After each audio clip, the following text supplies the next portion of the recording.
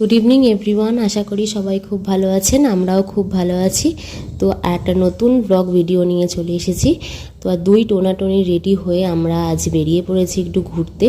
না কোনো জিনিসপত্র কেনার জন্য না, একটু ঘোরাঘুরি করতেই বেরিয়েছি। আসলে বসে বসে ভীষণ বোর হচ্ছিলাম, আর দিদিরাও যেহেতু নেই যে একটু গল্প করে আসব, সেই জন্য ভাবলাম যে একটুখানি ঘুরেই আসি, সময়টাও কেটে যাবে। সেই জন্য রেডি হয়ে এই ঠান্ডার মধ্যেই তিব্বত মার্কেটে যাওয়ার জন্য বেরিয়ে পড়েছি। আর এদিকে চারিদিকে ভিডিও করতে করতে এগিয়ে যাচ্ছি। তো ফাইনালি আমরা তিব্বত মার্কেটে চলে এসেছি। মার্কেটে অনেক দিন আজ ধরেই আসবো ভাবছিলাম, কিন্তু হয়ে উঠছিল না। তো ভাবলাম যে কিছু কিনি আর নাই কিনি, একটু ঘুরেই আসা যাক। তো খুব একটা ভিড়ও ছিল না, আবার খুব কম ভিড়ও ছিল না, মোটামুটি লোকজন ছিল। প্রত্যেকটা দোকানেই প্রায় দু একজন করে লোক ছিল। আর এখানে দেখুন, বাচ্চা বড় ছেলে মেয়ে সবারই শীতের পোশাক বিক্রি হচ্ছিল। তো সে সমস্ত কিছুই দেখছিলাম আমরা, দেখতে দেখতে ভিডিও করতে করতে যাচ্ছিলাম।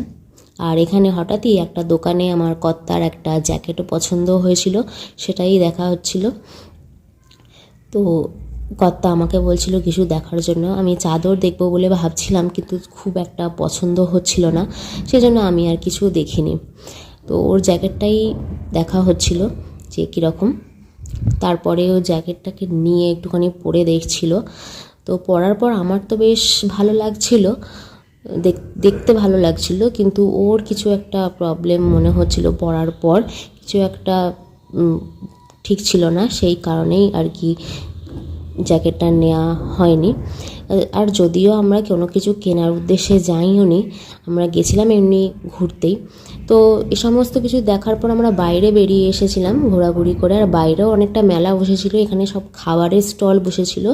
সেসব কিছু দেখে ছেড়ে দিয়ে আমরা চলে এলাম একটা ফুচকার দোকানে, একটুখানি ফুচকা খাবো বলে। তো বেরিয়েছি, কিছু না খেলে তো চলবে না, তাই একটুখানি ফুচকা খেলাম। খেয়ে দিয়ে আবার ফিরে এসেছি। ফিরে এসে দেখি এখানে ভাবিরা কাঠ জেলে আগুন পোয়াচ্ছে, হাত পোয়াচ্ছে। তো আমরাও এখানে দাঁড়িয়ে গেছিলাম, কিছুক্ষণ গল্প টল্প করলাম, হাত সেঁকলাম, দিয়ে তারপর আমরা রুমে ফিরে এলাম।